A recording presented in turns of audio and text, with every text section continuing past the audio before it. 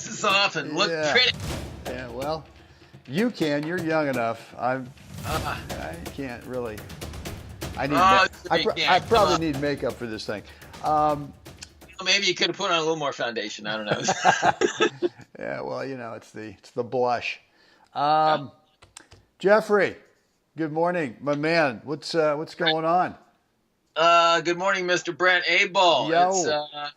It's I think I can say with just a little bit of confidence, just a little bit, Yeah. that I think the Northern California storm door has. I don't think it's locked shut, but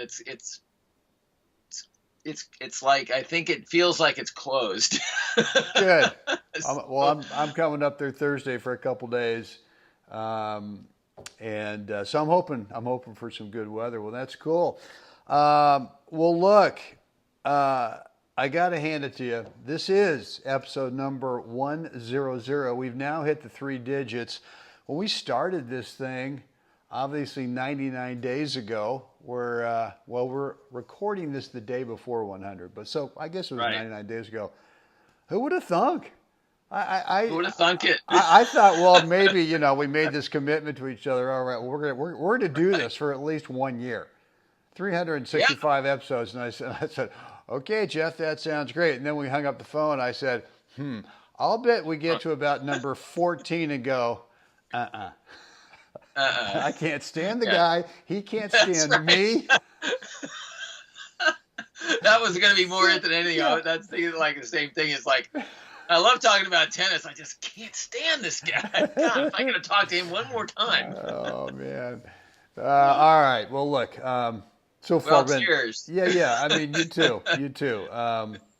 I've actually learned quite a bit, about on and off the court, and it's piqued my interest in other areas that I know I need to clean up in my game, not only stroke technique wise, but kind of mentally, and then just some thoughts about tactics and strategies and that kind of stuff that it's if nothing else, I mean, some of them have been sort of like, oh, really? Okay, I hadn't thought about that, or I hadn't thought about that way, or it's been a validation of something that I've been thinking about.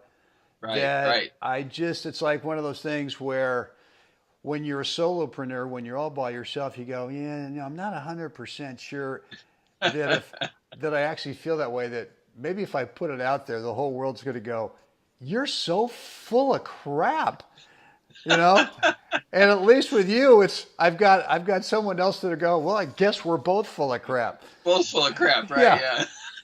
So, anyway, guys, listen, this is episode 100. Thank you for hanging out with us. We really do appreciate it.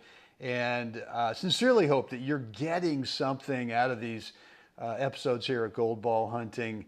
And, we're still offering this free 10-minute coaching call. It's a private call. We've actually got, a couple of them lined up right after we do this recording today. Yeah. We've got a brand new webinar coaching student we've got this morning as well. So we have a full morning here at Gold Ball Hunting Central. But if you want to get in this free call, it is free. It is private. Just the 3 of us. We get in a 3-way call, but it's only 10 minutes. So you got to bring that one thing in your game right now that is just the needle, and it's one.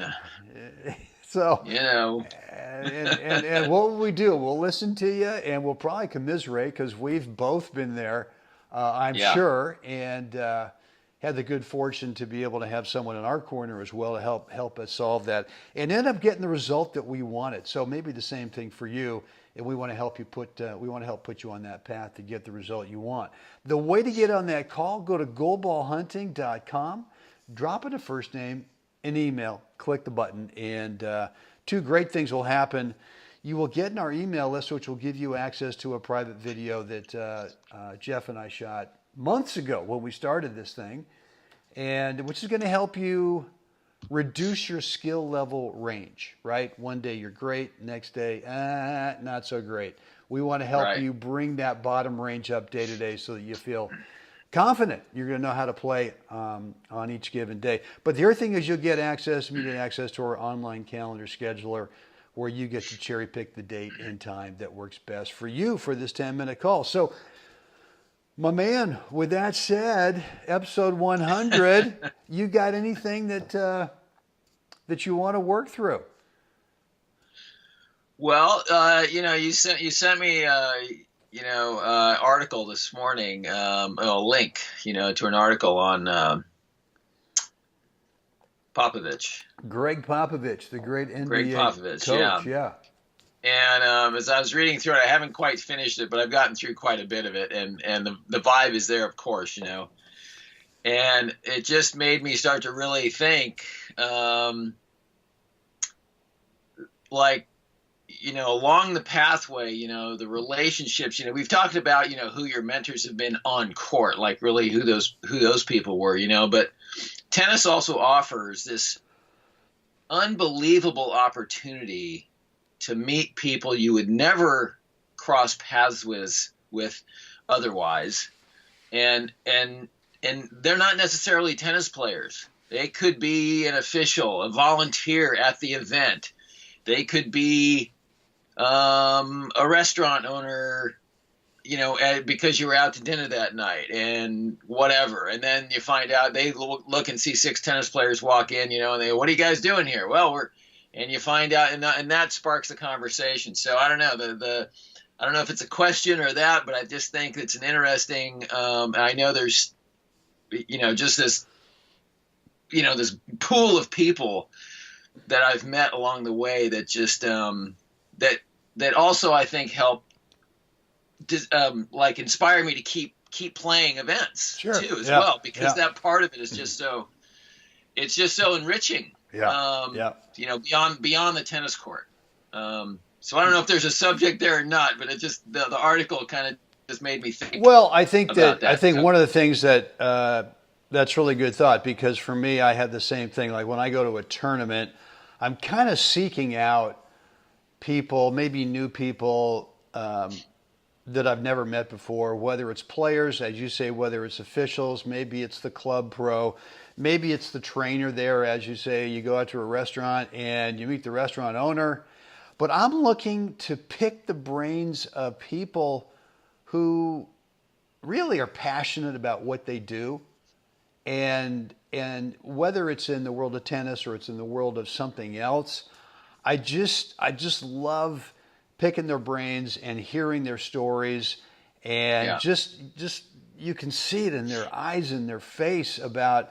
And so for me, that's inspiring to find out what sort of pushes the buttons for other folks out there, and then kind of look at myself and kind of go, am I showing that kind of passion for not only playing the game in a way that would be a real positive experience for someone watching? Right. Like, my wife. One thing that everyone always says about her, God, she just brings out the best of everyone on the court when she's on the court. And and I go, she just has that in her personality. Right. And I looked at myself sometimes and go, am I sort of triggering that in people, or are they just kind of going, God, he's kind of a brat sometimes out there, and which I know I am, and I have to clean up that part, which would actually, I feel, make me play better day in and day out. Right. But so so I kind of look at myself. I sort of do some, I look, am I inspiring others by either the way I play or the way I teach, or the way I am around my kids, or whatever it is.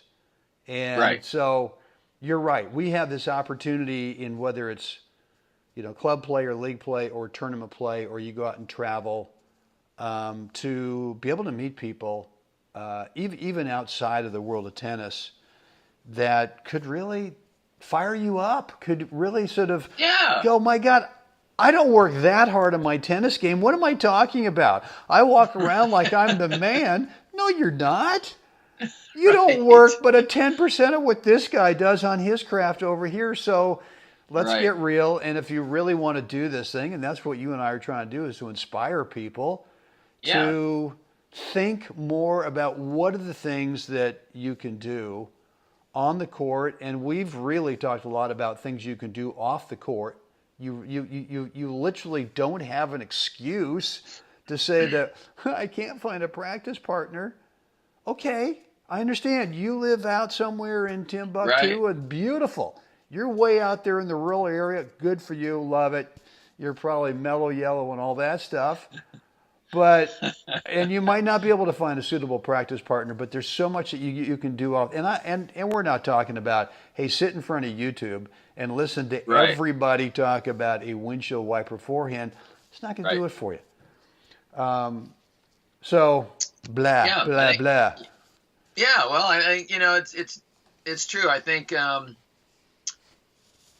we have an opportunity. I also think we have a responsibility as players who have achieved a certain level of competence, have won events and that kind of thing. And how do you treat those new guys coming in when you have to play them first round?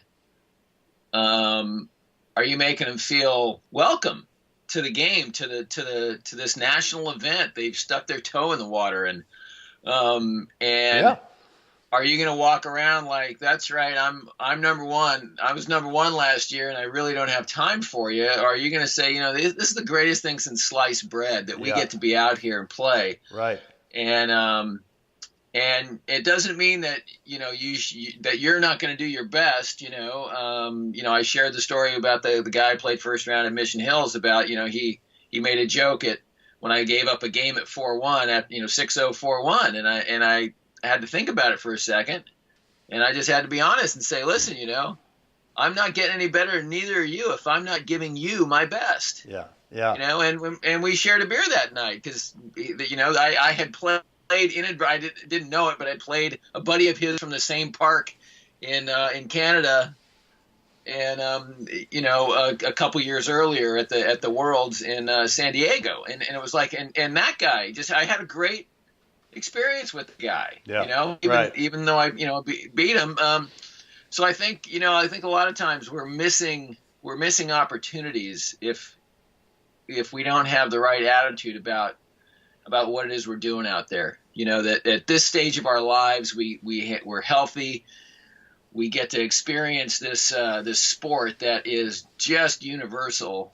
It's global, and it can, if you so desire to put the work in, it can take you anywhere on the planet to meet another group of like-minded people who might be just as obsessive compulsive as you are about this silly little game, but how enriching to meet those people in another country or another state and be treated to their local, this is the best damn Kansas barbecue you can get.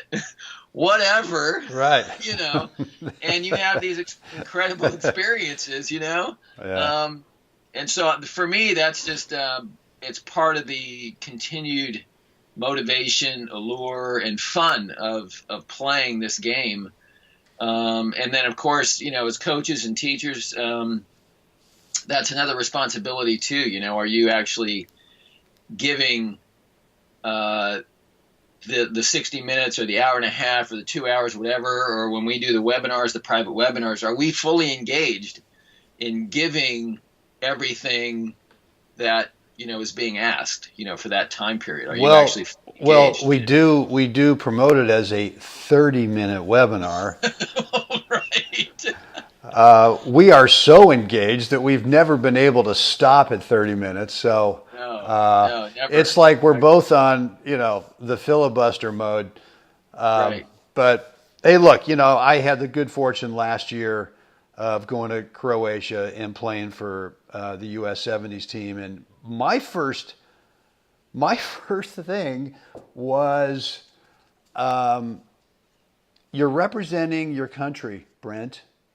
So no bratty Brenty. Don't be an asshole out there ever. Right. No matter if you're getting crushed by some guy who's being a jerk, don't be the ass. Right. And so, I had several matches where, I had one match in particular I'm thinking about with against Finland, And my guy spoke maybe 2 words of English.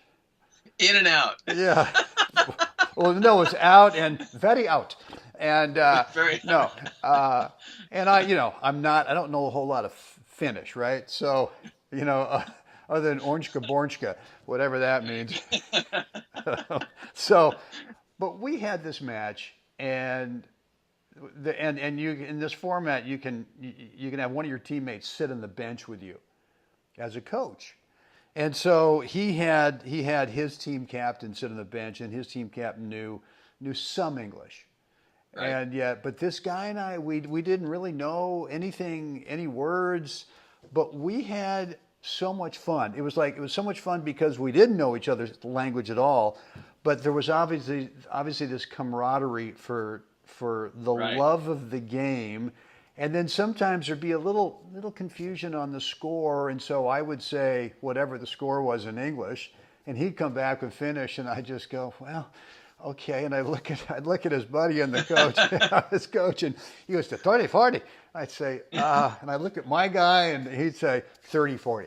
I go, okay. So anyway, and look, those guys. After the match, we all got together. We sat around under the tree with, the table and the Croatian beers, and we just had a great time. And and you ask these people who actually, know enough English where you, just like we said in the beginning, I mean, I'm so curious, what do you do there? What's your story? Right. And it's fascinating, and we got home from Croatia, and about a month later, we get this package from the Finnish captain, and he's sending all these little gifts, and I just man, it's like Christmas, right? It's like Christmas ridiculous, time, right? So yeah, I think it's just again, it's one of the great joys of the tennis experience. I mean, the opportunity. I'm leaving for Michigan in 2 weeks now, just shy, 13 days, and it seems to be accelerating now that I'm 2 weeks out. The days are accelerating toward that time, and I'm really looking forward to it. It's just going to be a great challenge, great fun. But that whole thing started because in 2014 I flew back with John to play men's dubs. I wasn't playing singles, at that time, and I remember registering for the event and reading the owner's name, and for some reason it struck a chord in my head, like it just sounded familiar to me.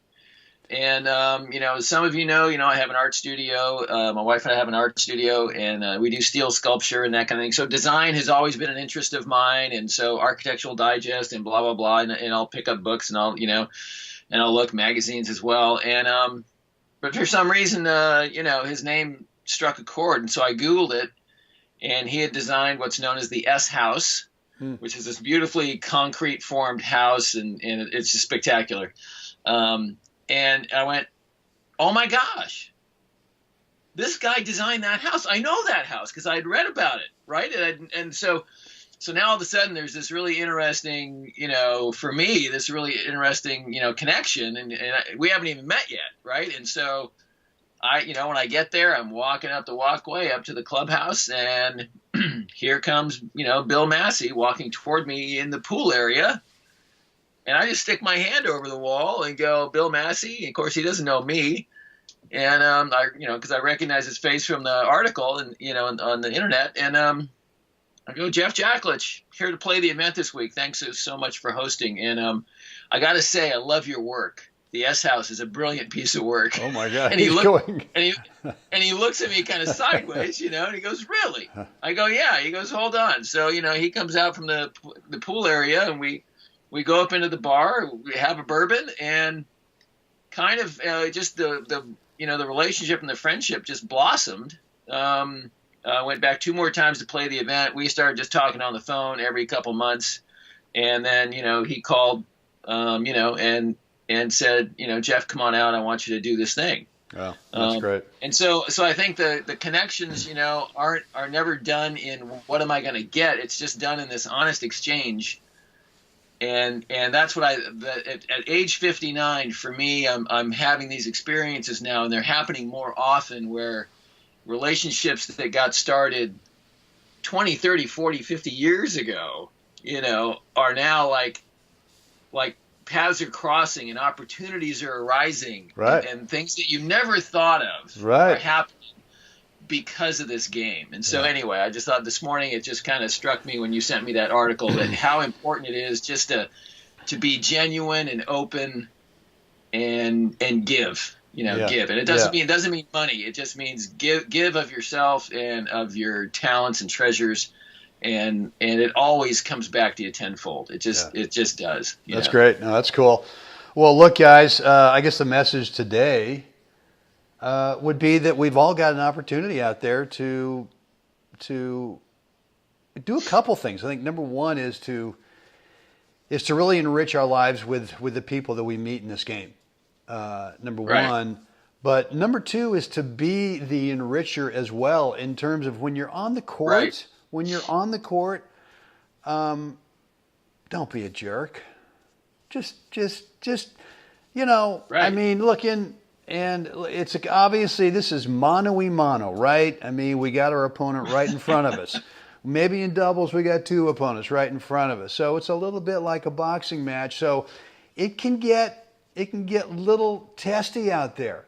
But at the same time, when all is said and done, no one's making money here, right? No one's going out on the tour. This is a hobby. This is a hobby for all of us. And so why not make others feel that the time that they spend with you on the court has really been great? I mean, I used to, play a lot of doubles, just kind of weekly doubles at Berkeley Tennis Club. Since we got a place down here, that group kind of fell apart on, Mondays at noon. But there were days when I would go out there, and if I didn't play well, I just kind of mope around. And finally, I remember, someone else one day came out, and I was feeling great, playing well, and he was having a bad day, and he was moping around, and I'm going, what a jerk. And I said, well, wait a minute.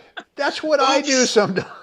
So, so a little look, self-reflection, right? Yes, A little self-reflection. I think, basically what we're trying to say here is that, are you being an ambassador to the game, encouraging people to continue to play, and or players who just started? You're playing league matches. Don't allow the competition and the exchange between your teammates and this desire to win to cloud the opportunity to build relationships that will last you a lifetime, and that will just touch your heart and just be such a blessing to you as the years go by. So anyway, enough said right there. JJ, well done. Well, look, guys, a quick reminder. We'd love to get you on a free 10-minute coaching call, private call. It's free, the three of us, you, me, and Jeff. And let's find that one thing in your game that we could help you clear up. Yeah. The way to get on that, go over to goldballhunting.com, first name, email address, click the button, and you'll get access to our online calendar scheduler. Jeff, this is kind of like the default time in every one of these episodes where now it's about us. Yes. Take it away. So if you would, in the spirit of being a great ambassador, if you would like us, share us, please subscribe. Let us know what you think down below, and we'd love to hear from you. Awesome. Guys, get out there today. Help someone else have a spectacular day. Jeff, I think we're doing episode 101 tomorrow. I cannot wait.